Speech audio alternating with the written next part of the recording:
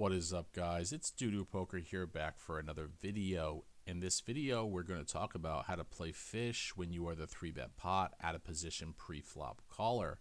I have a hand history for us, and I have some MDA, but first I want to go over the GTO solution so we know where we're deviating from. In this hand, I'm effectively in the hijack, and my opponent, who's a fish, is effectively in the cutoff because the cutoff is sitting out. I RFI with my sevens. Pocket sevens, my opponent who's a fish, 3-bets, and we take a flop. Let's follow along in the solver, and then we'll go check out some MDA. In this hand, I have my pocket sevens. I call, the flop comes, 8-7, 3 of hearts, monotone board, and we see in the GTO world, this is not really a donk spot, but we know when we play against fish, we do not use GTO lines. We do not use GTO because fish play so differently, pre-flop and also post-flop, so this is where we're going to leave the solver. Now, let's get into MDA. We get into MDA, and what we realize is we have to look at how a fish is responding to a donk lead. How do you guys think a fish is responding to a donk lead? Let's look at cutoff versus button, because remember, fish are not positionally aware. They don't actually understand position that well, so they're going to play very similarly in similar positions. What we see here is the field as the 3-bet pot in position pre-flop raiser versus a donk. Fish only fold 9% of the time. They also raise more than theory. That means in 2 data points, I'm incentivized to donk value.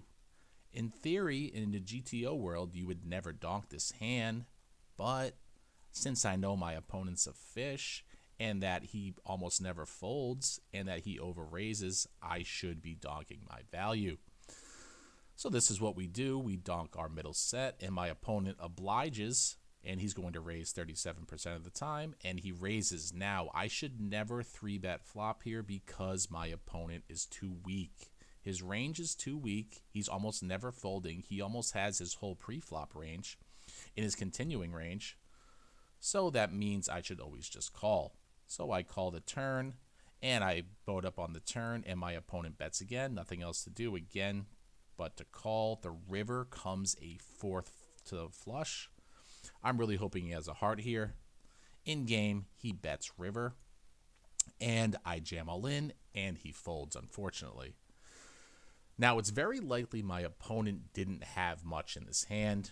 It's very likely he just started blasting off with 2 overcards.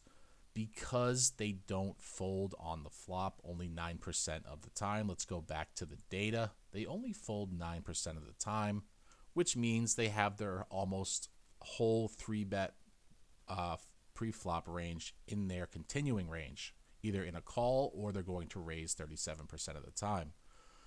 So the exploit here is, let's go over some notes. The exploit is to always donk your value when you are the 3-bet pot at a position pre-flop caller versus a fish because of 2 incentives.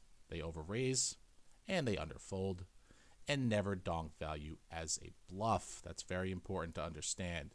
Even though theory never donks in the spot, we have to focus on MDA because MDA is how fish actually play, because in theory, the pre-flop and the post-flop is not going to be accurate. So what we do is we focus on the population stats, and we maximally exploit the fish by donking value. If you enjoy this type of content, please give me a like, please give me a subscribe. New video every single day, 9 a.m. Eastern Standard Time, and I will see you guys in the next video. Take care.